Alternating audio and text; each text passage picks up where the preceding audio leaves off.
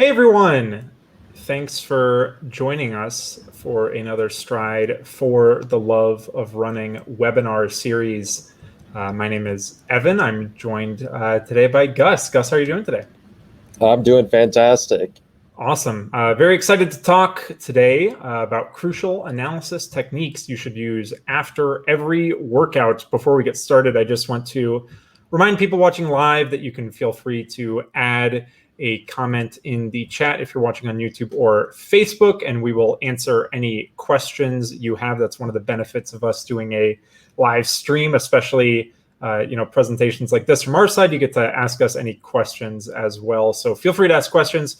If you are watching or listening after the fact, please feel free to like, comment, subscribe. If you're listening to the audio, please subscribe on the podcast platform of your choice. Without further ado, we are going to get into it. Gus, just before maybe we actually dive into stuff, could you tell us a little bit more about just some of the general concepts that we'd like to talk about? So maybe in an abstract way, why it's important to analyze things and why is it actually important to use Stryd in that kind of way? Well, absolutely. So we have access to a lot of great data with Stryd, and we don't want to look at the same data after every single run, and we don't want to look at the same data for every single part of the run. Some of the data is going to be more useful to look at in the warm-up section, the main workout section, and hard intervals.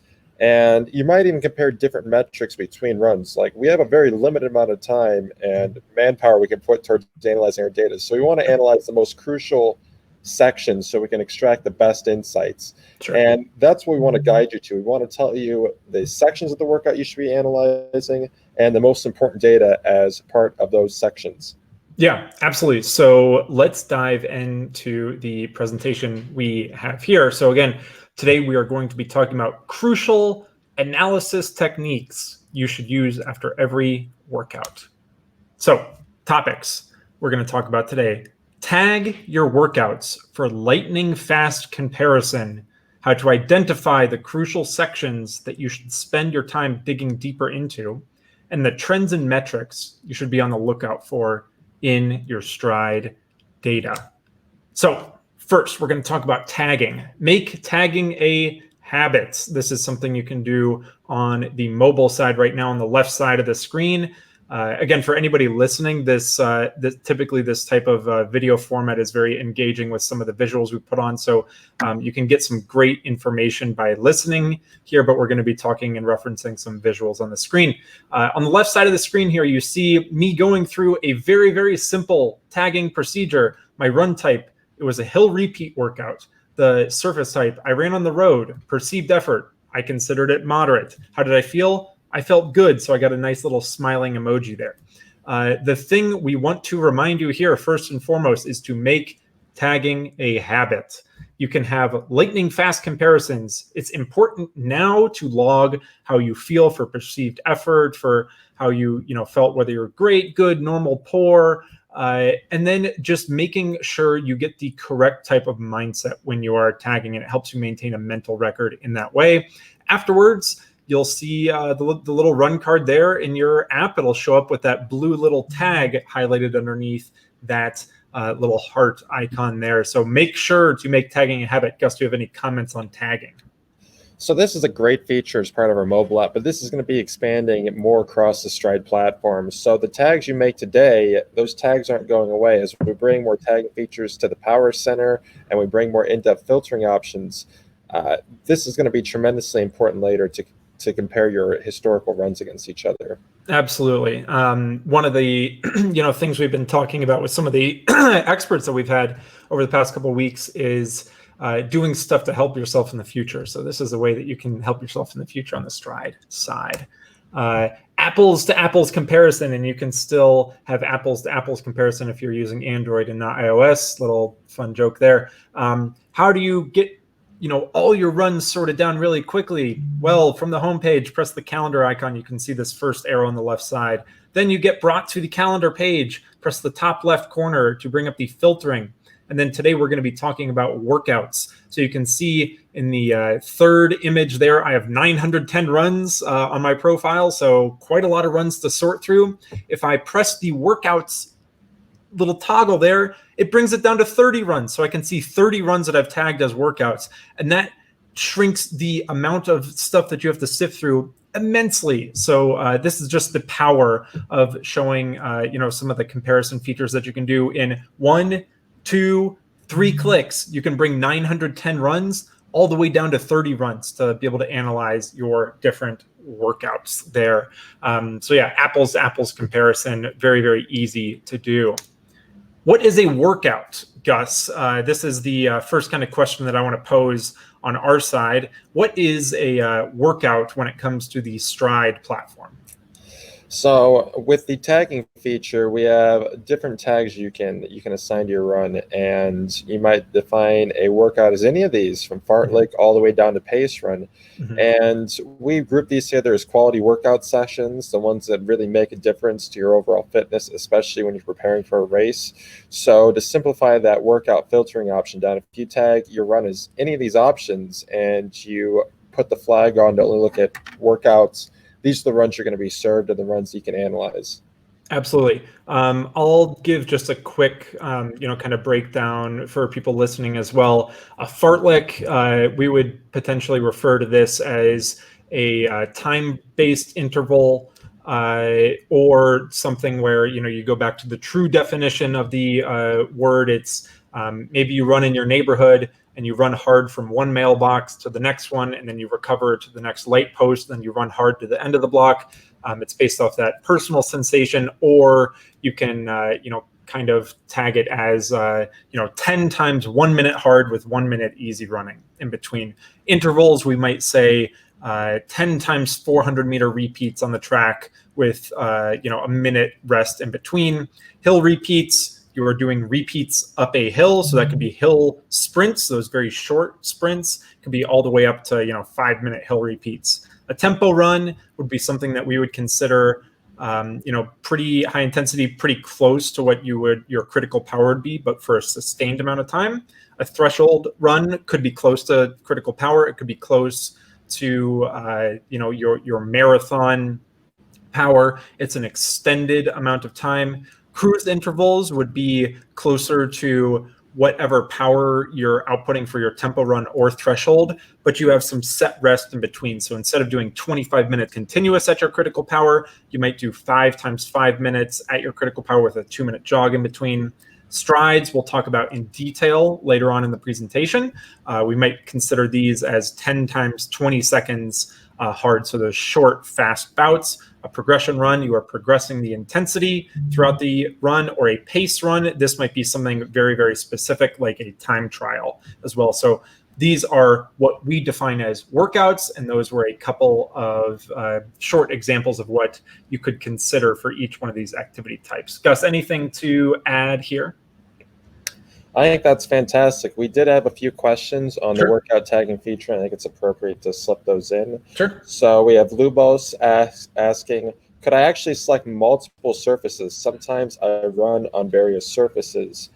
And my recommendation for that is to select the primary surface. So if it's mostly on grass, select grass. Or if the primary workout happened on dirt, for example, the hard sections, select the dirt.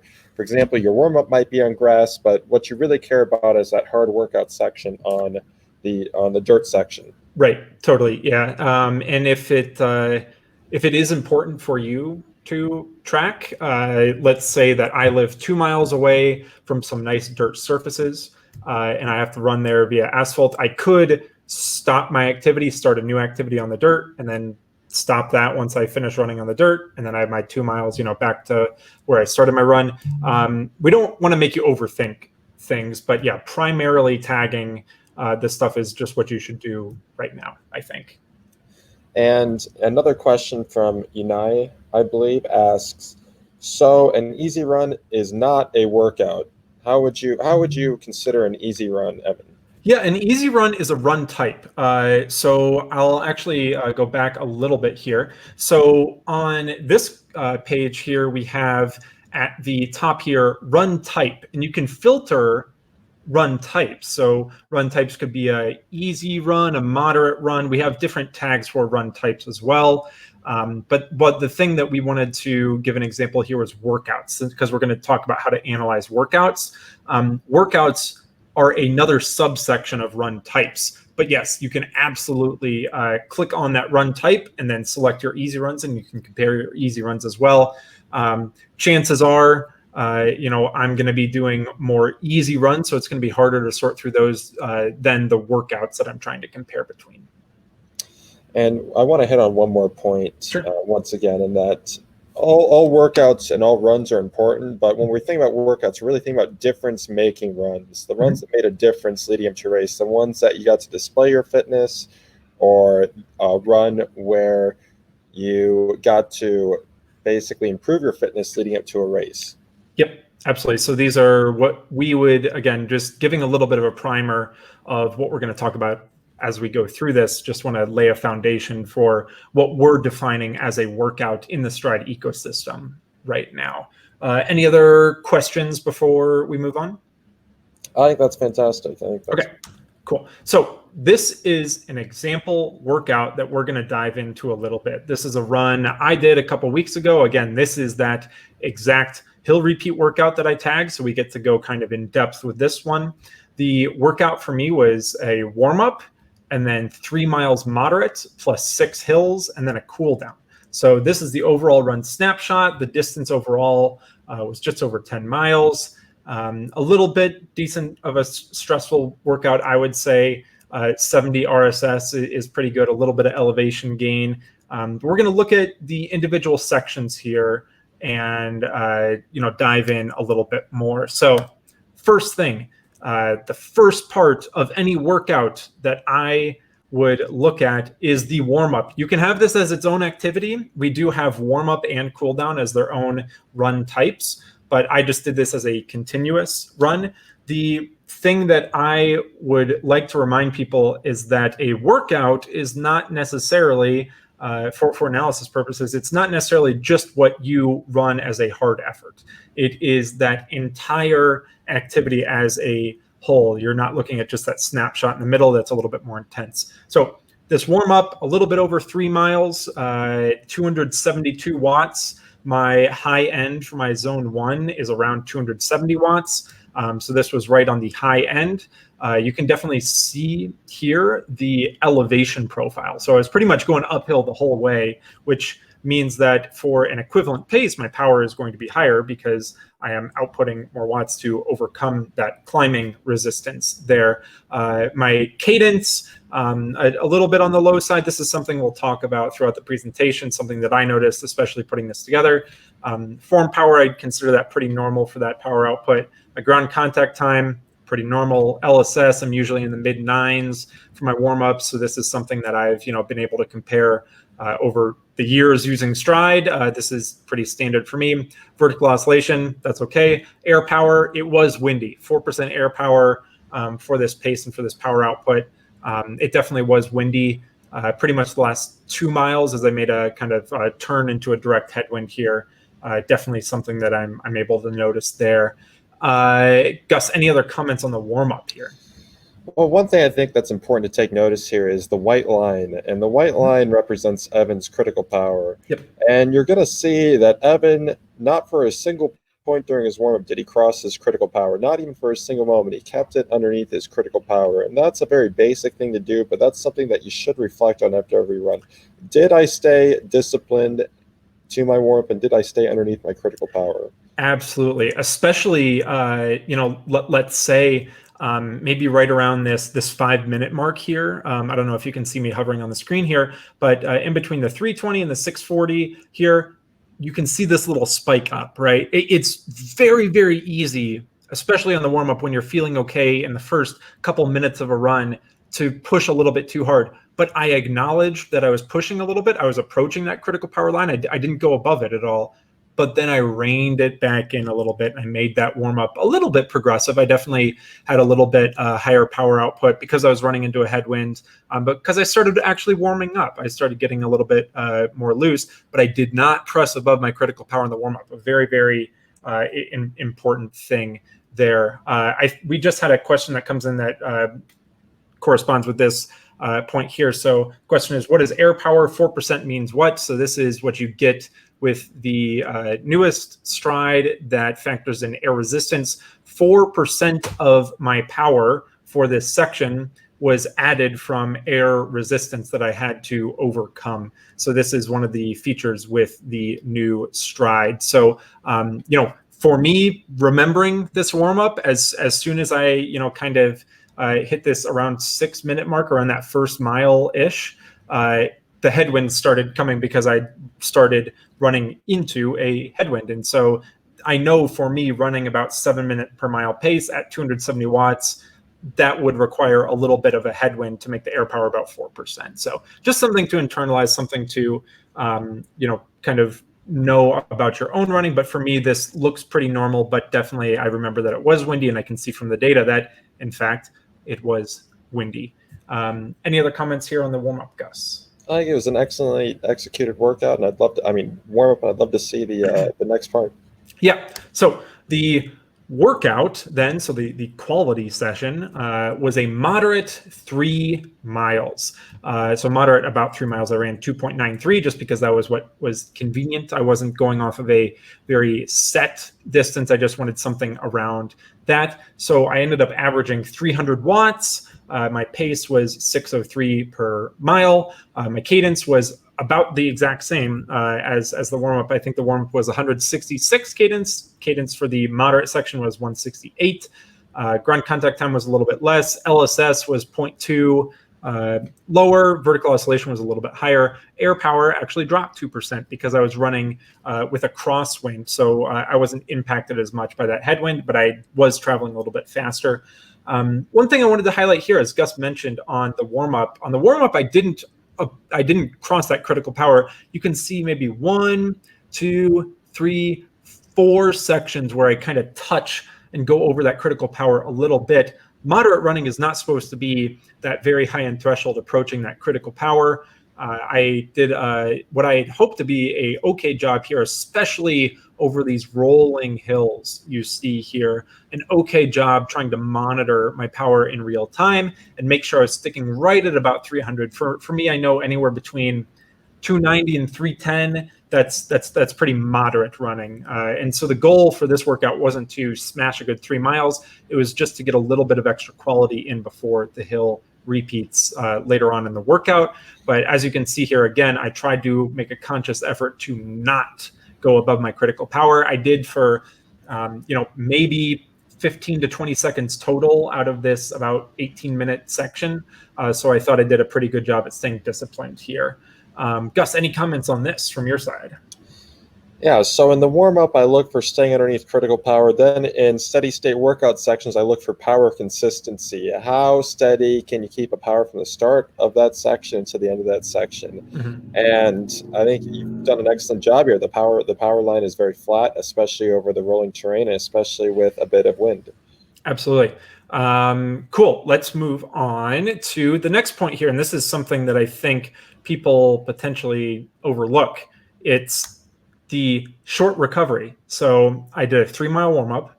I did about 3 miles at a moderate effort, but I didn't immediately blast right into, the hill repeats that I had. I took about a minute, about 47 seconds to jog. And I kept this pretty easy. My normal easy range is about 250 to 270 watts, like I mentioned in that warm-up section. So I dropped it down, tried to stay around 250 watts, just get a little bit of recovery as I made my way to the hill to start. So this is something that you can overlook, but it's something that is important to acknowledge. And one of the things I really like here, just showing the power of air power, is that if you remember, I was running into a headwind that caused about 4% air power on that warm-up. I am now on this short recovery running the opposite way. So I'm actually not having to overcome that air resistance because the wind behind me, I remember it was a very, very breezy, gusty day in Boulder. That air resistance behind me is actually making it so I don't have to overcome that air resistance in front of me. So it's very, very cool to see this in real time. I think, Gus, any comments here? I think you hit on it perfectly. It's important to pay attention to these finer details. You want to make sure you're going into the quality section of your run recovered right before you hit the repeats. You want to make sure you're ready for that. There's no reason to enter that quality section fatigued. So I think you did exactly the right thing here to do a short recovery. Awesome. Cool. So now we are going to talk about hill repeats. So as you can see, we have these spiky blue and orange lines along with the gray elevation profile in the background. So the goal for these hill repeats is to try and output higher power. So we've talked with a couple people over the past couple weeks about the importance of practicing that higher power output, whether it comes from strength training or training on hills specifically. So this was something that I usually do in my training, but I thought would be a very good way to illustrate for people. So looking at a overall picture for the hill repeats, you don't gain a ton of information. The power here, it's 274. That doesn't really mean anything because when I'm running uphill, I'm running much, much higher than 274. When I'm running downhill, I'm much, much lower. The pace, again, doesn't really mean anything. The cadence, because I have that high intensity, low intensity, cadence is going to be different. Same thing for form, power, ground contact time, LSS, vertical oscillation. The one thing you can see here, the hill was very windy, 6% air power for this because I'm running faster uphill, but also when I'm coming back downhill, I'm running into that headwind. So definitely something that I could see over the average was the air power was higher. So that reminded me again, it was windy, but really you need to look at these sort of repeats on an individual basis to be able to get any information. Gus, any points before we go on to the next slide? Well, when looking at the repeats in a macro view, you're going to find a common theme I like to hit on. It's consistency. You see how Evans' peak powers across each of these intervals was very consistent.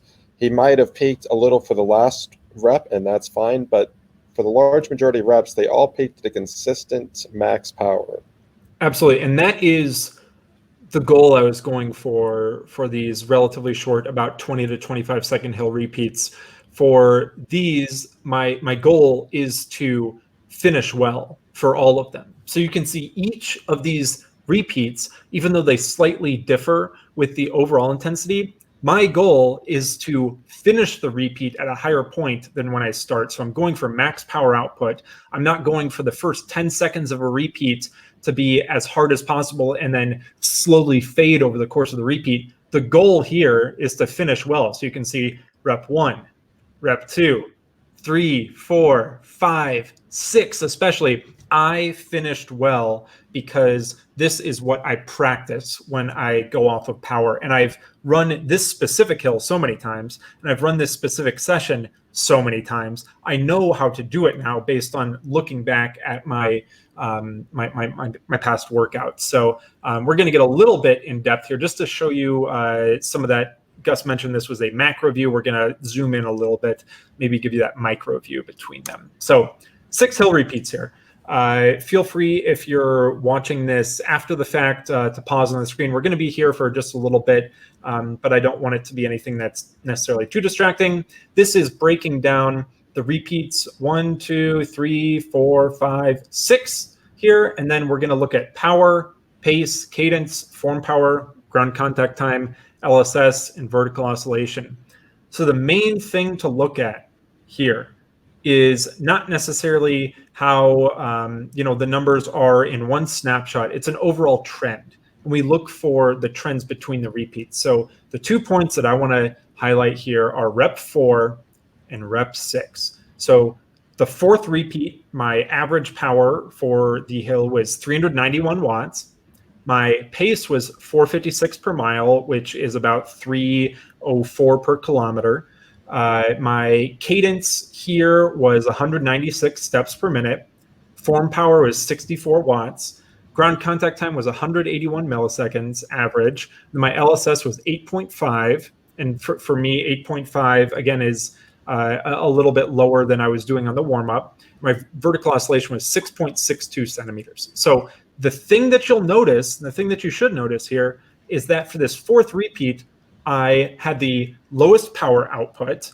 I had almost the lowest cadence, almost the lowest pace, almost the highest form power, which is not necessarily what I want for this. I actually had a little bit higher form power ratio, which is a little bit less beneficial as having a lower form power. Just comparing, ground contact time was higher, LSS was lower, vertical oscillation was higher. So if I look at this, the immediate thing that I see comparing these values in the fourth repeat, this is not what I want to be doing. So I need to refocus. So I could feel this during this repeat as well. I felt a little bit more sluggish. I felt like I wasn't focusing as much. When we had Will Murray on just the other day, he was talking about a very similar workout that he did. He was doing the maximal hill repeats. And he didn't physiologically fail on his hill repeats. I didn't fail on this fourth hill repeat. I just wasn't focused enough. I wasn't practicing the skill of hill running as I should have. Now, if we go to the sixth repeat, where I'm finishing, I'm feeling that, that fourth repeat, I didn't do things how I wanted to do. That fifth repeat, I got a little bit more on track. But if we look at the sixth repeat here, I averaged 402 watts compared to 391 that I did in the fourth. My average pace was 445, so 11 seconds faster per mile pace up this hill. My cadence was 205, so 9 steps per minute higher. My form power was the exact same, but my power actually went up 11 watts, so that's a better form power ratio. My ground contact time dropped down to 173 from 181. My LSS went up to 8.9 from 8.5. My vertical oscillation went down to 6.1 from 6.6. And for a hill, I don't necessarily want to be spending more time in the air. I want to be spending more time transitioning that power forward. So the quick analysis that I'm able to do here is see that I had that mental lapse and focus on hill repeat 4, and I was able to specifically focus on hill repeat 6, finish the workout feeling very good. But then when I get back to my computer and my phone after I tag my workout on my phone, I can look on the computer and specifically see that the metrics that Stryd tracks back up exactly how I was feeling during the workout. And I know the next time I do this session next week that I have to focus on keeping my cadence higher and focus on keeping my vertical oscillation a little bit lower. And that is what I'm going to take home from this message. So I felt this during the workout, but the thing that's super powerful for me is the fact that I can look at the stats afterwards and I can have that message echoed exactly in the numbers and reinforce exactly how I was feeling. Gus, any comments here? So one thing that's beautiful about the running power is that when Evan's running, he only has access to that power number. He's not going to be seeing his cadence, his form power, or any of these other metrics while he's running. He might have power, and he might have average lap powers, so we can look at the lap power from each of these reps. Yep. And you can see that as long as Evan was looking at that power, he knew that he was losing focus, and he knew to adjust that. So these extra metrics are great to confirm it after the fact, but while he's running, power almost serves the entire purpose of all these metrics even as the real-time guide. Yeah, absolutely. And the other thing that comes along here is what I briefly mentioned is practicing that skill, right? Like you have to practice running well up a hill to be good at that. So the thing I don't want to do in a practice session is practice having too high of a vertical oscillation, practice having too much ground contact time, too low of a cadence, because then when it comes to race day, I'm going to try and mimic that exact behavior that I put together in practice. And so I really, really, really want to echo that this case is particularly for me, but this was a super powerful, kind of summation of exactly what I already knew, that I don't want to be bouncing up and down up a hill. I want to be transitioning that power forward as best as I can. And I want to have a quick cadence. I want to have a lower ground contact time. And I got up the hill faster by a very large margin compared to any of the other hill repeats with not that much higher power. So I thought this was really, really great to kind of illustrate. Really kind of interesting just to see how those numbers change, but you can absolutely pull out those trends there, specifically between that fourth and that sixth repeat there too. So any other comments, Gus? This also speaks to the importance of using the lap button. If you want to create a beautiful table like this for yourself, as long as you use the lap button, this is all going to appear in Power Center, and you're going to be able to view rep by rep how these metrics changed. Absolutely. Yeah. Very, very easy to do. Very, very easy to pull out and, kind of get those trends in there as well. And the thing that I actually have, so if people have questions about, well, how do I actually, maybe reinforce these concepts on my watch for hill repeats specifically, I'll set it to 10-second power on one of the displays where I have lap power as well. So when I get to the top of the hill, like let's say I made a cognizant change. I was very focused on the change I wanted to make after I saw my power there, my peak kind of 10-second power at the end was around 391 watts, right? Well, I want to make a change for repeat 6, and so I put that into effect for repeat 5. I go with those cues and I can check on repeat 5 at the end that my power was indeed higher, and I was making those sort of cues and making that sort of change there as well. So yeah, great kind of information to be able to pull out there. Ready to move on? Yeah, let's do that. Awesome. So just as important as the warm-up, it's the cool down. Again, we have, if you split the warm-up, the workout, and the cool down into separate activities, we do have cool down as an activity type.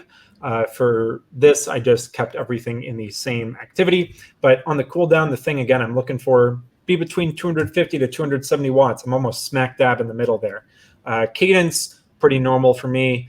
Ground contact time, a little bit higher. I'm running downhill. LSS, a little bit lower. That's fine. It's the end of the workout. We're going to talk about the LSS change in a couple slides. Vertical oscillation, air power. Again, I'm running pretty much the opposite way. So even though I'm running the exact same pace, I don't have to output 270 watts because that air power is actually a little bit more at my back. I'm not having to overcome that extra 2% there. So pretty cool just to be able to, again, reinforce in my mind that I remember it was windy, but the data actually shows and confirms that it was as well. Any points you'd like to make here, Gus? I think it looks like a very standard cooldown. I think it was executed well. I think that's good. Awesome. I just always love the emoji here, just because a happy face afterwards when I have a workout that I executed very well, it makes me even happier looking back and kind of afterwards too. So comparing the warm up and the cool down, let's look a little bit at this. Again, I mentioned 272 watts on the warm up, 4% air power, 257 watts on the cool down, 2% air power, pace the exact same. Cooled down a little bit shorter just because it was convenient. It was within about a minute of or about 2 minutes of the overall time. So I really do like to have about 15 to 20 minutes of warm up, 15 to 20 minutes of cool down on either side. But yeah, just being kind of aware that for a workout, comparing the warm up and the cool down, that's absolutely appropriate to do. And comparing this stuff over time is absolutely appropriate to do as well. Any comments here from you guys? I think the punchline is on the next slide. Sure. The big punchline for me is that there was a 0.5 kilonewton per meter drop off in leg spring stiffness between the warm up and the cool down. Yep. So Evan was at around 10.0 for the warm up, and he was around 9.5 for the cool down. And this is an excellent sign when I look at a quality workout like this, because that means that the quality of the workout did fatigue Evan, and that was being displayed in the leg spring stiffness at the end of the workout. Absolutely. Ready for the next one? There's a few questions I'd like to get to that cover the workout that we can serve up now. So I'll serve these up to you, Evan, and we'll get your thoughts. So one of the questions that I thought was very insightful was from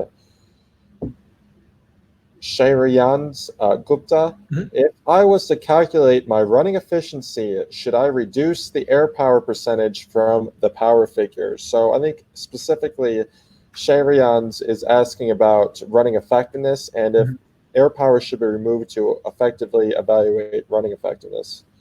Yeah, I think the thing that I've just seen from other people talking about it, I guess maybe circling back a little bit here, it depends on what you're trying to find out, right? So are you trying to just see your overall ability to convert meters per second to watts per kilogram, right? Like convert that actual power to the pace and see how well you're doing that. I suppose if you want to subtract the air power percent out, you can, but if you want to leave it in, you can as well.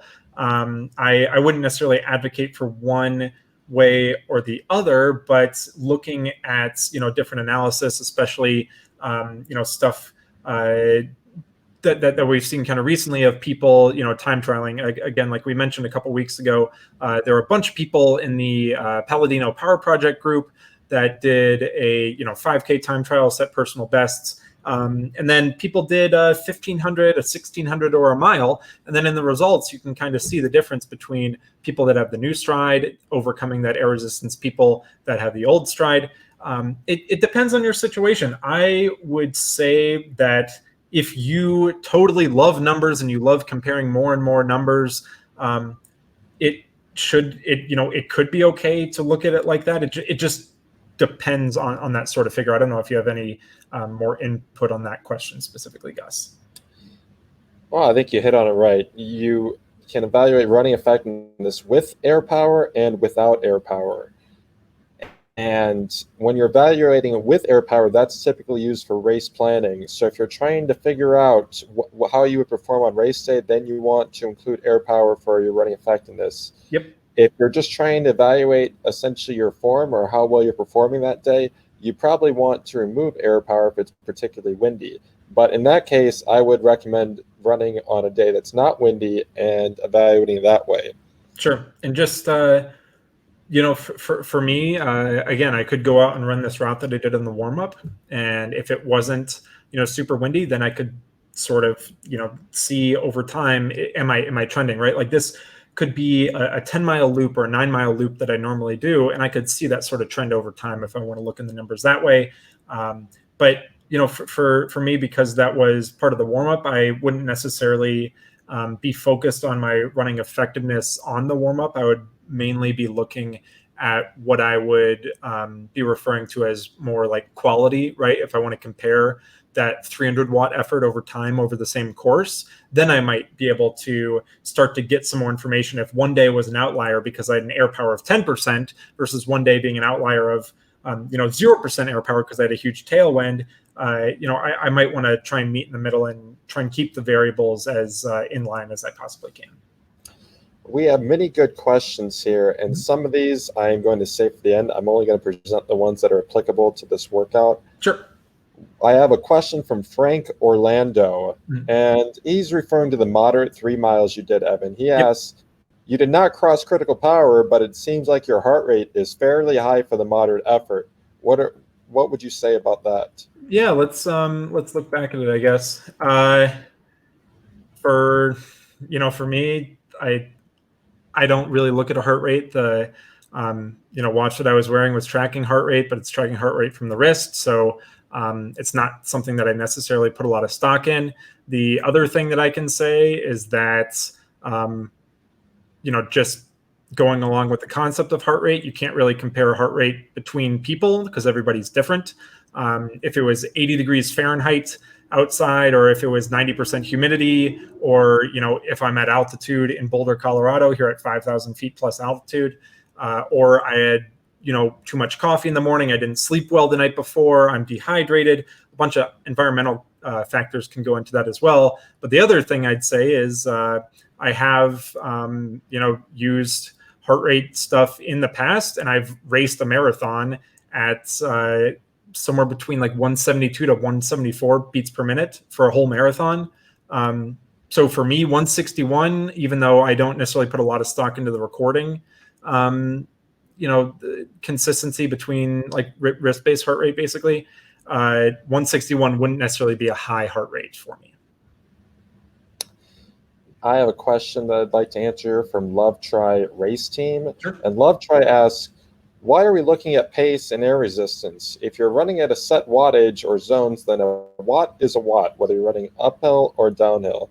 And one of the important things we want to get across with this webinar is that good workout execution is done by power. And you can see that the workout execution, if Evan was doing it by pace, wouldn't look so good. But when you look at the power, it's actually done perfectly.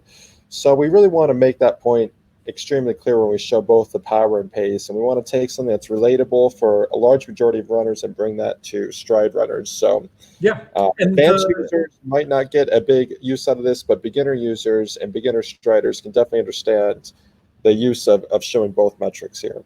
Yeah, and the other thing here too is, this is the platform we have on our website. This is stryd.com/power center.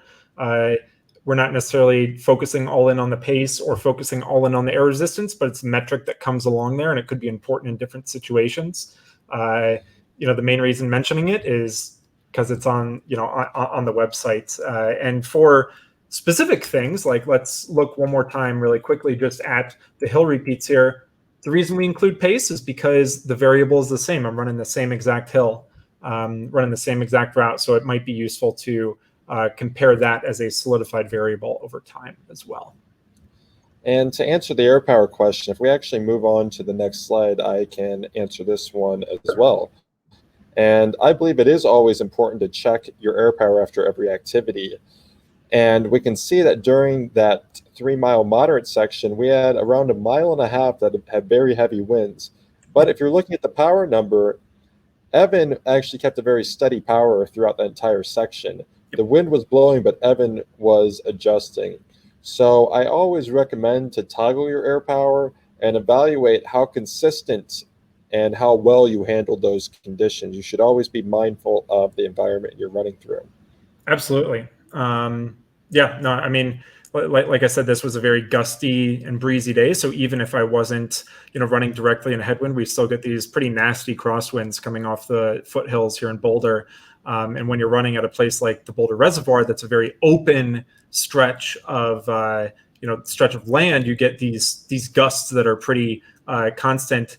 If I wasn't factoring in air power and I was, I didn't have Stryd with the added air resistance, tracking there, then I had a chance to overshoot, right? So if my goal was to just aim, directly for 300 watts, but I didn't have the, ability to track that air resistance, added power, then I would be actually overshooting my target. So that's why it's important to kind of factor in those things as well. But you can see, I averaged, for this section, like quite a bit worse than some of the other sections there.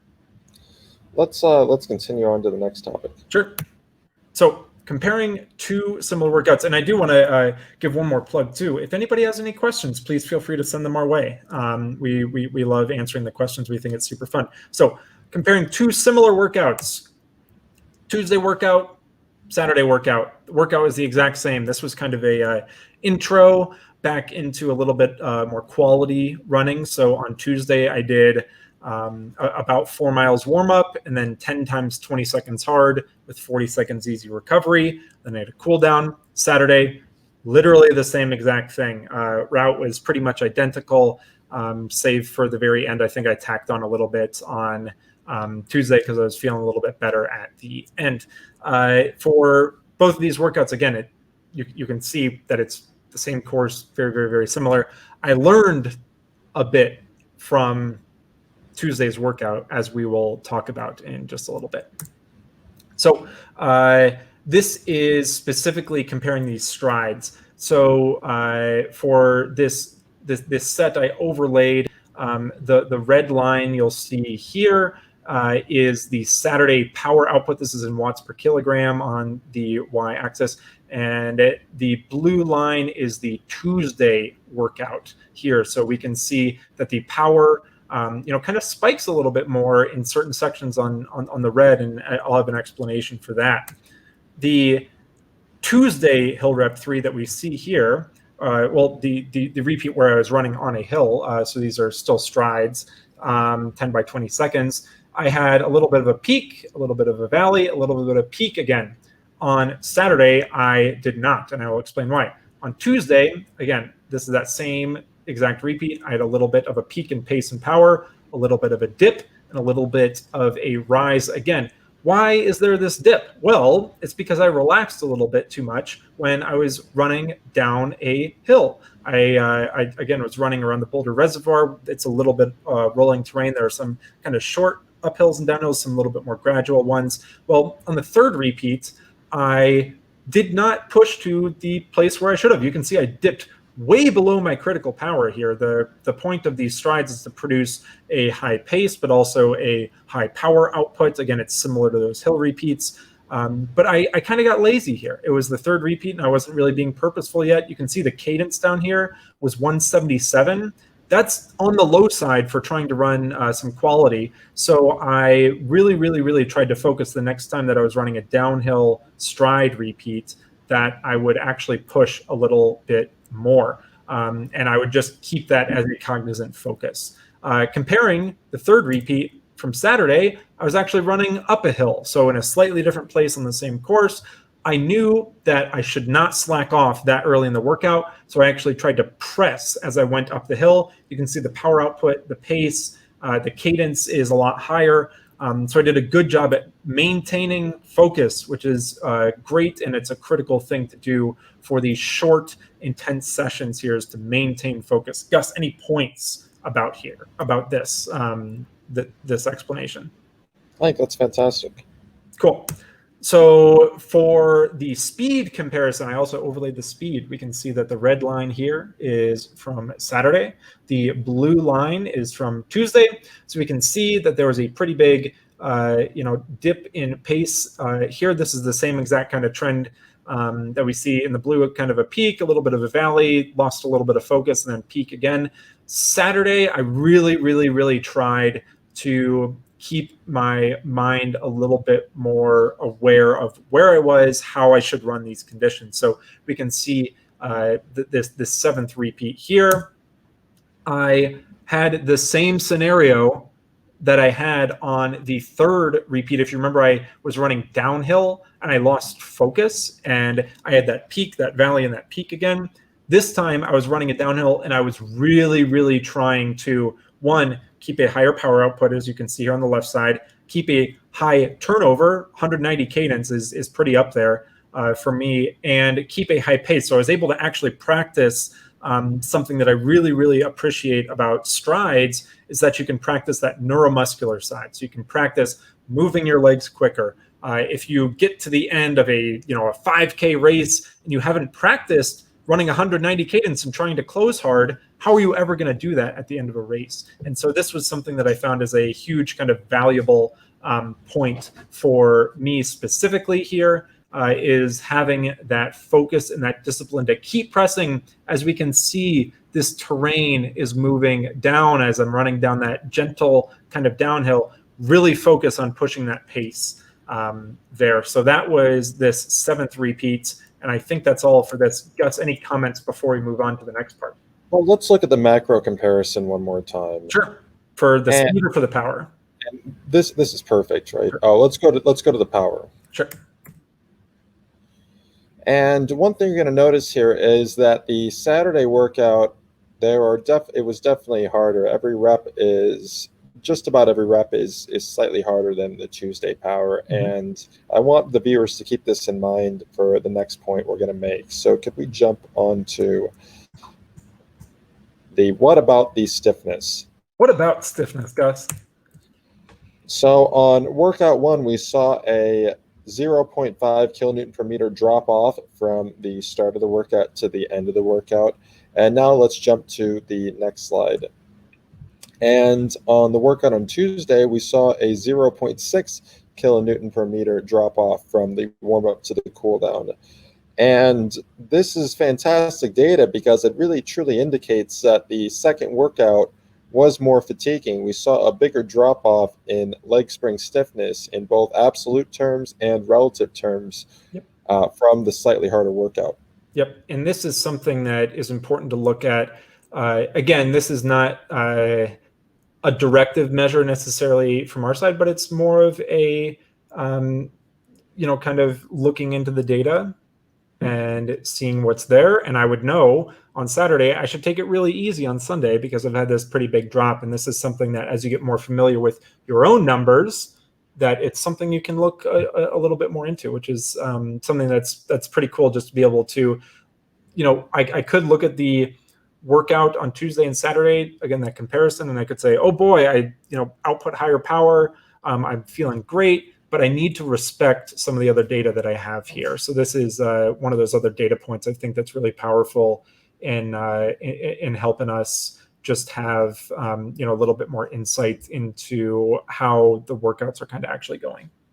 And Evan, one thing we see here is that you started those second workout at a lower leg spring stiffness. The first workout you started around 10.0, and the second workout you started around 9.6. Yep. Would you say that you were starting the second workout somewhat fatigued?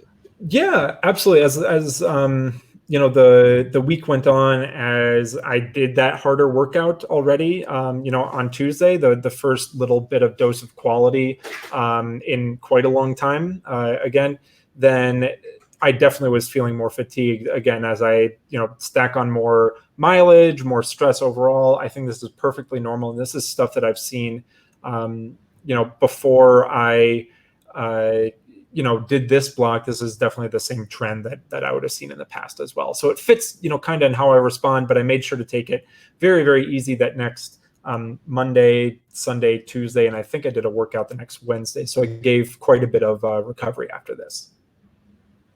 Excellent. Do you think it's time to take a few questions? Yeah, absolutely. Let's take a few questions here. Here's one I would like to address. It's from Pascal Busk. And he asks, what variation in power is considered consistent? Is it a deviation of 10 watts, 20 watts, or something else? And this is going to be heavily reliant on you.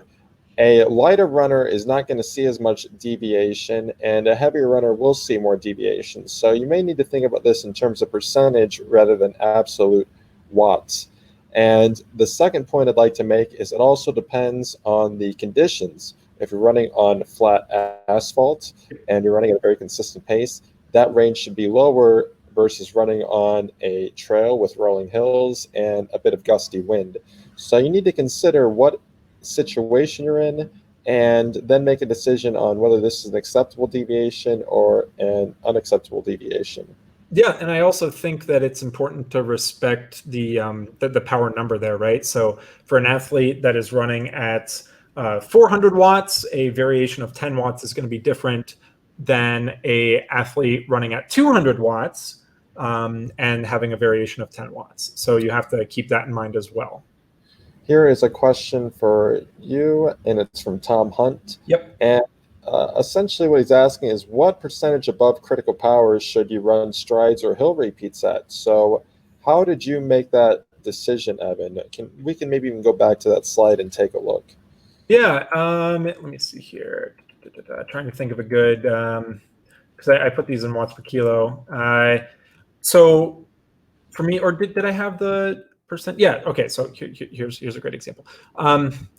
The thing that I would encourage, probably, if we just have a couple basic points to go off of, for strides that, in this example, I would define as 20-second short bursts of higher intensity. Ideally, they would be above your critical power because the purpose of them would be to practice that neuromuscular component, but also practice that higher power output. You can achieve these in different ways. You could do hill repeats if you struggle initially at actually getting your legs to move fast enough to produce that higher power, right? So you might be somebody that considers themselves a slow twitch athlete, and you have trouble with running fast enough, literally moving your legs fast enough to go any appreciable amount over critical power, right? So for strides, for me, I typically look somewhere above 370 watts. It's just a generalization, right? And so if my critical power in this example here is 337, I'm aiming for about 30 watts higher. So I'm aiming for about 10% higher than that. So let's just say 110% of critical power would be a number that I would focus on. If you have trouble doing that, I would highly encourage you initially to practice doing the hill sprints that we've talked about in the past couple webinars, to actually practice that power output first, to give your body the ability to output that power and practice that, and then start practicing tying that together into those more flat or rolling hills efforts there. Because strides do have again, that twofold purpose. You're going for that higher power output for a short bout of time, but also you're practicing that neuromuscular component of moving your legs fast enough and practicing that as well. If I had to give any generalization, any maybe one round number to shoot for, the first would be above critical power. Just practice that. And then if you can, a general benchmark I would say is about 110% of critical power. Excellent. Here's a very good question from Mike. And Mike is curious, how should I go about making charts like this for myself? Where should I be analyzing my data? And this is kind of a complex question. There's a few different things we've showed off here. So, Evan, I'll let you answer this one. Sure. Yeah. So for this, I find a lot of value just in stacking the data on top of it. I simply took the data and I put it in a very quick Google Sheets for this presentation. Typically, I analyze things this way. So I look in PowerCenter and I try and look at those trends. But for data like this, just putting it in a quick Google Sheet and kind of stacking it is how I did this. I would definitely encourage using PowerCenter a little bit more, because on Google Sheets, you can kind of only present it for this image. So this is really for presentation purposes. I can't, zoom in on one specific second and also look at my ground contact time, cadence, vertical oscillation, LSS, air power, all that stuff at the same time. You can do that in PowerCenter. So PowerCenter is a very powerful analysis tool. But for quick comparison and presentation purposes, I put it together in Google Sheets. Excellent. We have many other good questions, but let's move on to the next part of the presentation and we will get to these questions. Absolutely. So what about stiffness? So this is the last example here. This is going to be a little bit different type of workout. So we're going to look at the workout here. This is a 2-mile threshold-ish, so that moderate running, and then alternating 800-meter repeats. So this is all on a track. So alternating between them. The first section that I highlighted here, you can see between the two arrows here, this is 2 miles. So the average power I sustained here was 302 watts, 552 per mile. Cadence was 171. Ground contact time 203 milliseconds. Average LSS 9.7. Vertical oscillation 8.82. So again, if we look back at the moderate running, I sustained about 300 watts average. The pace was 10 seconds slower per mile because I was running on rolling terrain. My cadence was a little bit lower. I find that I typically have a little bit higher cadence on the track. My ground contact time was actually at, I think, right about the same. My LSS was a tiny bit higher as well.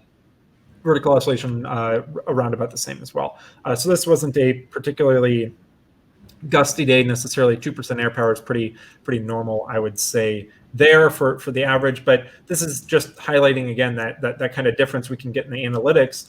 If I looked at 300 watts, I would say, I kind of expect to run 602 pace maybe. But again, looking at the different conditions, the pace changed, but the power output was the pretty much exact same within that 1% threshold there. The main thing I wanted to highlight here is this workout. Again, I did that moderate sort of warm up, that around 300 watt intensity, and then I got into some variations, so alternating between 800-meter repeats. And so this was all continuous, no rest between. The goal was about 240 to 243 for the green segment, so for the odd repeats, and then alternating with somewhere between 259 and 302. So right at about 520 pace per mile versus 6 minute per mile was the goal. But the goal on my side was about 320 watts for the on and 290 for the off. And then that would, kind of alternate between between those. So the kind of cool thing, again, if you're watching this, you can feel free to pause it after the fact and just look at how the numbers kind of change in respect to each other. The ground I guess just starting from the left to the right, I kept my wattage for these repeats within 3 watts for all of the on repeats, and for all of the off repeats, it was within 4 watts. So very, very, very, very tight band. I was very, very even with the pacing. The pace, reflects the same for the time for the 800 repeats. So between 240 and 243, exactly right on. Between 259 and 302, exactly right on. Cadence within 1 step per minute. for the on repeats within 2 steps per minute for the off, ground contact time within 2 milliseconds average, and then for the off repeat within 3. LSS all pretty much nearly identical, and the vertical oscillation changed barely any in terms of the actual centimeters of variation there. The thing that I like here, again, is just advocating for the use of the table and power center and being able to look at the differences between the metrics as they change over time. I knew that I was pretty even with the 800 meter repeats. I tried to stay very, very even, but the data, again, backs that up. I know that for next time, if my goal is to change things slightly, maybe I focus on 325 for the on reps and I focus on 295 for the off reps, and then I'll see how those metrics kind of change. But I know for me, this is just, again, solidifying how even I was trying to make things. I don't have these huge variations like Gus talked about earlier. You don't want these wild swings up and down.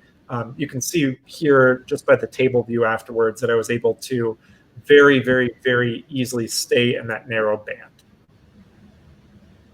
I think that's an excellent point. Yeah, just to echo the precision and consistency. If you go out and do this workout again in a few weeks, it's very easy to dial the targets up by 1% and do the same exact workout with just 1% extra fitness. It would be incredibly easy, and you could do it based on how exact you are between the reps. It would be very easy to just move it up by 4 or 5 watts and hit those exact targets again.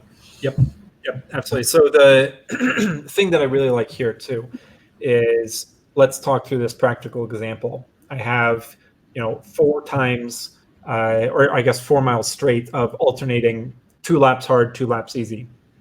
And I say I want to average around 320 watts for the on. I want to average around 290 watts for the off. I can quickly see if I had any point of failure. Let's just say that, for practical purposes, this third on repeat here, I was at 315, and then this off repeat, I was at 295. For next time, I would know that I need to have the discipline to push a little bit harder for that third on and relax a little bit more for that third off. So probably the fault that I have here is that I didn't have this big yo-yo, right? So I can't give this example, but that would be a practical thing that I could think through by looking at it in a simple table view like this. I was lucky to be very consistent here and lucky to have something that I can work off of greatly for next time for sure. Excellent. Let's move on to the next slide. Cool. Your questions. That's the last slide that we had prepared. So this will be a last call for any questions that people have. Well, we certainly have plenty of fantastic questions in the chat here, and I will be serving these over to you, Evan, for you to answer. Sure. So this question came early on. I thought it was a very good one. It came from Keep Purification. Mm-hmm. And he says he started 80-20 like plans. So basically, a lot of his easy running is very easy, and a lot of his hard running is very hard. Mm-hmm. And he's been sticking to that plan. He's been holding himself back. But now I believe he's seeing his critical power go down, and he looks like he can actually hold less power than he could before. And I believe that he's asking, did I become slower? Is my critical power accurate? What should I do in this situation? My critical power starts going down, and I've started doing a lot more easy running. Yeah. Well, fortunately, we just recorded a webinar. What was this, 2 weeks ago now, right? How to maintain how to establish and maintain a valid autocritical power. So I definitely recommend looking at that webinar. We can put a link in that for people watching after the fact if you're interested as well. The thing that I might think from the 80-20 plan, especially right now, this was one of the things that we talked through the webinar that we recorded on how to establish and maintain a valid auto CP, is that if you don't have an opportunity to do max efforts or do things like races right now, it's important to know that the auto CP model definitely relies on having what we refer to as maximum efforts. So if your training plan does not call for high intensity, so if you have that 80-20 split, that's great. If the 20% that's high intensity still isn't towards that maximum side, the auto CP is going to have a hard time guessing going off the model for your ability, because it's modeled and it needs to have that input to be able to give you that information. So I do not necessarily think that you're slower. I think that giving that webinar that we recorded 2 weeks ago a quick watch and a listen through would absolutely be a great thing, just to kind of explain the reason for that CP potentially going down. We have a great question here from Ryan, and he says he's a new strider, and he's wondering, how do you set up your watch up, and what metrics are you looking at with Stryd on your watch in real time, and how do you have that set up? Yeah, it depends. For an easy day, I will use an Apple Watch. I really, really like the Stryd Apple Watch app. I'll use that for workouts sometimes, occasionally as well. But let's say I just want to put a podcast in, and then I just want to go run. I'll just set my screen up literally to be timer, distance, and average power. And that's my easy day. I know my easy range for power, and I just set it up like that. For workouts, and for some easy runs too, I use a Garmin. Definitely have used quite a few Garmins in the past. We have experience with Polar and Suunto as well. So you name it, we've probably used it all. But for me personally, yeah, right now I'm using the Garmin 245. And if I'm running a workout, I will use the Stryd workout app, where you can program things in, and it'll alert you whether you're above or below your target. It'll alert you when it's time to go on to the next step as well.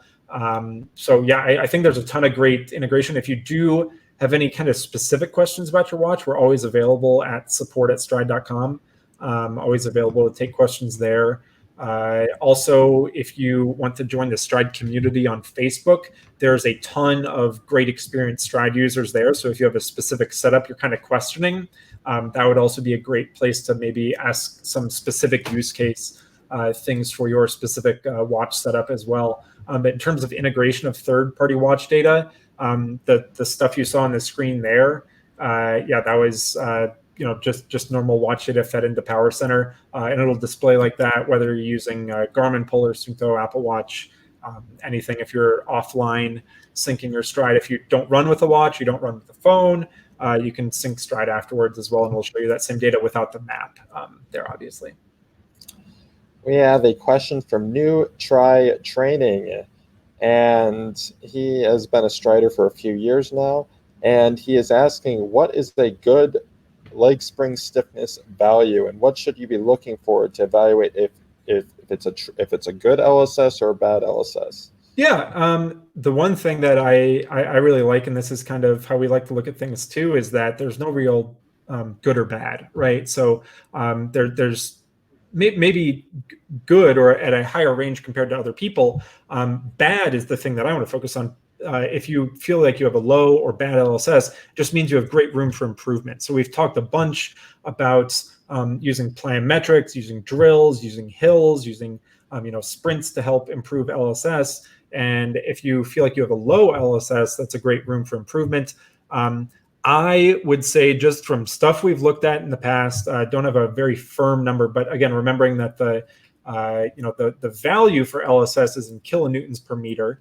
If you divide that by your weight in kilograms, that is something that some people do for comparative values. If you're above about 0.14, that is something we've seen around the middle. If you're above 0.15 or 0.16, if you divide, again, that LSS value by your weight in kilograms, that's typically above average. If you're below, I'd say 0.130, that means you have a great room for improvement and a great ability to improve upon that for sure. We have a question from Mike, who is curious about race strategy. How should I plan my warm-up and cool down on race day? Will I be warming up in the middle of the race, or should I be scheduling that before the race? How do you warm up before a race, and how do you plan that in relation to the start of your race? Yeah, absolutely. So I have a lot of experience, racing. I started running, track in middle school. So, years and years and years ago. And if the race was a mile, we would run, 1 or 2 laps of the track, and that would be it. Now, if I'm racing a marathon, I still barely warm up anything for the marathon. For the marathon, I feel like because it's such a long event, you really want to conserve the the energy source. Again, it's my personal opinion. I find I do better if I barely do any warm up at all. Anything in the middle of those, though, I like I said in the workout, I really like doing at least a 15 to 20 minute easy to moderate paced warm up to make sure I'm ready to go. I can give a specific example. This morning, I did a 2-mile time trial. I did 15 minutes of easy running, then I did 3 minutes of moderate running. So for me, again, that easy running is about 250 watts. And then I did 3 minutes of about 305 to 310 watts. And then I did 2 strides, so 2 times 20 seconds with 40 seconds in between. And then I was ready to do my 2-mile. It depends on your ability, is what I would say for warm up. If you are somebody that just going off of what your normal volume is, if you normally run somewhere between 20 to 30 miles per week, it's probably not a great idea to do a 3-mile warm up before your 10K and then a 3-mile cool down afterwards. For me in the past, when I was training really hard, I would have a ton of fun of warming up 5 miles from my house to a 5K, run the 5K, then do a 10-mile cool down because I was crazy. It depends on you and your personal situation, but I definitely think that adding a warm up to help your body prepare to run before the race is a great idea, and then also getting a easy bit of running afterwards is a great idea as well if it fits your overall volume and your training schedule too.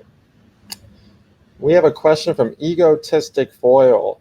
How can a new runner, someone who's been running for less than a year or maybe even less than 6 months, identify form and technique places to improve? And how should Stryd data be used to help identify those improvement areas? Yeah, I am blind from the world of swimming. Yeah, I think that's actually that's a really good point, and it's a really good thing to keep in mind, especially if you're coming from the world of swimming, where I imagine technique and form is crucial, right? That's where you can really optimize. For running, I really think if you're really of the mindset that you feel like you need to improve your form, talking to a expert is something that I definitely recommend. I wouldn't necessarily feel comfortable recommending form or technique, but using Stryd data over time along with an expert in that field would definitely be a winning combination, I feel like. Excellent. So we have some other very good questions here, and another one comes from Mike here, and he says, do you make sure to stay below your optimal race power or around your optimal race power when you are executing a race? Yeah, I think that's a great question. We had Tom Tinman Schwartz on a couple weeks ago, and he talked about how to pace your optimal 5K with Stryd, and he gave the example of the first kilometer, and especially with the 5K, it's very easy to break it up in 5 seconds, right? So first kilometer, start out slightly below your goal power. In the middle 3 kilometers, get right up on that line that your goal is. And then the last kilometer, have the ability to close a little bit harder or maintain that overall goal power, and you'll finish right at your goal. I think that similar thought can be extended, whether the distance is a kilometer, whether the distance is a mile, whether the distance is a marathon. When you start to go over the marathon distance, you start to have some other strategies there. But breaking the race up into manageable chunks, where you start out slightly under your goal, give yourself the ability to work up to your goal power, maintain that goal power, and then finish slightly above that, give yourself the ability to finish hard. I think that's a great strategy. We have an excellent question from Bruno here, and I might start the answer off on this one. He asks, if my cadence is good, how can I improve my ground contact time? Are they correlated? And one of the things I'd say to this, in that when we talk about cadence and ground contact time, your goal should be to improve your power and critical power. It's always going to be more beneficial to improve your overall fitness than your running form. Nearly always, unless you're operating at a very elite level or you're at continual injury risk or something's very painful, you're always going to be better off trying to push the power higher than focusing on any of these metrics. You should treat these metrics as pieces of analysis and signals you can use after the run if something went wrong. Sure. But these metrics are not necessarily something you want to see improve over. Not something you should prioritize above running power. Yeah, absolutely. I think just echoing that, yeah, absolutely. It's not, the normal thing I usually check for my runs is not necessarily the ground contact time. Again, when we're looking at this in-depth analysis, it is. I look at the RSS. I look at my running stress balance. I look at, my overall volume. I look at, did I cross my critical power during my warm-up? I look at stuff like that compared to just diving really into the biomechanics. And again, acknowledging the fact that, the way running works is you have certain operators, right? Like you have your cadence is a metric that we identify as the number of steps per minute. You have your ground contact time, which we identify as how much time in milliseconds your foot is on the ground. Your vertical oscillation, the change in oscillation of the center of your mass. That stuff is all a function of what you're doing in real time. And so it's tough to be able to look at over time and not necessarily look at one run and say, okay, this was, a big problem. It's the trend over time. And I've looked at thousands and thousands and thousands of data sets, right, of my own data, because as we saw at the very beginning, I have, at least 910 runs in the, in my profile. And so I've been able to get really in tune with what I know in certain situations is, stuff that leads room for improvement or stuff that I identify as a good trend there too. We have many questions, essentially as feature suggestions, asking about plotting metrics over time and comparing workouts directly. And I'm not going to address these one by one, but we appreciate the feature suggestions, and our development team is watching the webinar along with you, so they definitely see what users are asking for. Yep. So a lot of these things you're suggesting will be considered for future releases and future software updates. Yeah. Absolutely. And we really have one big question remaining, two actually. Jose Vela asks, does it make sense to include warm-up and cool-down in the same activity, or would it be better to record them all separately? Yeah, I think it depends. For me, I definitely prefer to split things up. I know the example that I gave earlier was everything combined. That's not what I normally do. If I'm doing a hard dedicated session, I will do a warm up, and then I will do my quality session, and then I will do a cool down, all as separate activities. I think being able to have the potential, again, like Gus mentioned, in the future, tag stuff now for better future options. So if I want to potentially look at my cooldowns in the future, I should tag all my cooldowns separately. So that is, that is the option that I look at. But it depends for you. I think it's totally fine to keep everything together. But if you like to split things up, we give the ability to tag warm up, workout, and cooldown all as separate things as well.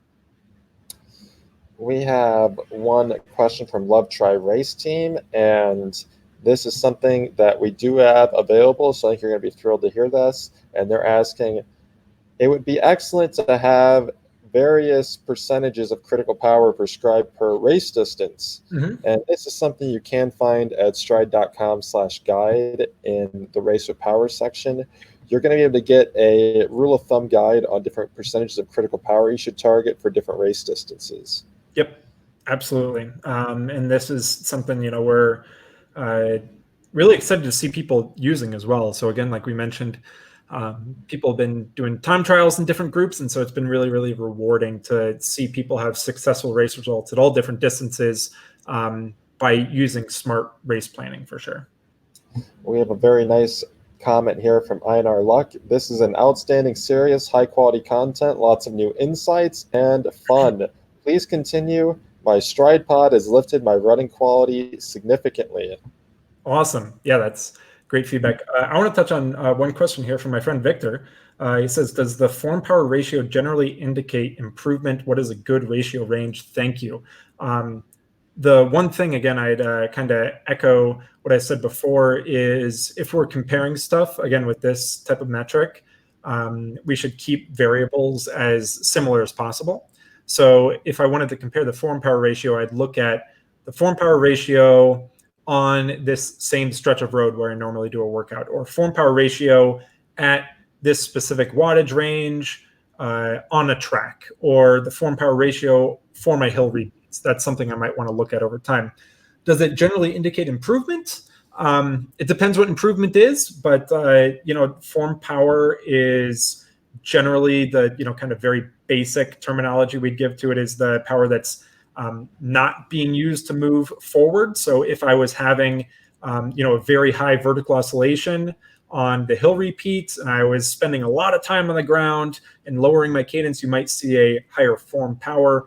And if I started increasing my cadence, lowering ground contact time, and then reducing that vertical oscillation to a certain amount, you will see a lower form power ratio. A good ratio range, again, it depends. As you do move faster through space on, again, similar terrain, your ability to take that power versus form power should drop a little bit. The stuff that I like to look at, again, is keeping the variables the same. So if I go out and I try and repeat the 800 on, 800 off workout, then I want to keep in mind and look after the fact, was my form power ratio the same? Was it a little bit higher? Was it a little bit lower than the time I did that same workout before? So that's a good question about form power ratio. You can see that in Power Center as well. Is there anything we can tease for next week in terms of webinar series or content? Not yet, waiting on that, but if people are interested, you can definitely go to blog.stryd.com and there'll be a link there to sign up for the newsletter for this webinar series. Again, next week we'll be doing, I believe it's 2 shows. Is that correct, Gus? Yes. 2 shows. So keep an eye out for that. We'll do an episode like this later in the week and an episode with a guest earlier in the week, waiting to hear back right now from a guest. But as soon as we have that, we will send it out to people, and you can feel free to tune into that. Excellent. I think that wraps up everything for today. Super cool. Well, thanks everybody so much for tuning in. We always appreciate people coming in, asking their questions. It's awesome to be engaging with everybody. It feels like that this show went by so quick. I just looked at the timer now. We're about just over 80 minutes, and so it's super fun. I'm going to lose my voice, I know for sure. I want to plug one thing before we go, Gus. If people are interested, please feel free to subscribe to the YouTube channel, like, comment, share the video. You have the link there. You can share it with friends. Feel free to sign up again for that newsletter. The rest of the time is yours, Gus. Stryd is still shipping, so if you are enjoying this webinar series and you're not yet a current Stryd owner, you can head over to store.stryd.com, and we can even get that shipped out today if you order in the next few hours. So thank you, everyone, for joining. Awesome. We'll be back with another episode shortly. Bye-bye, everyone.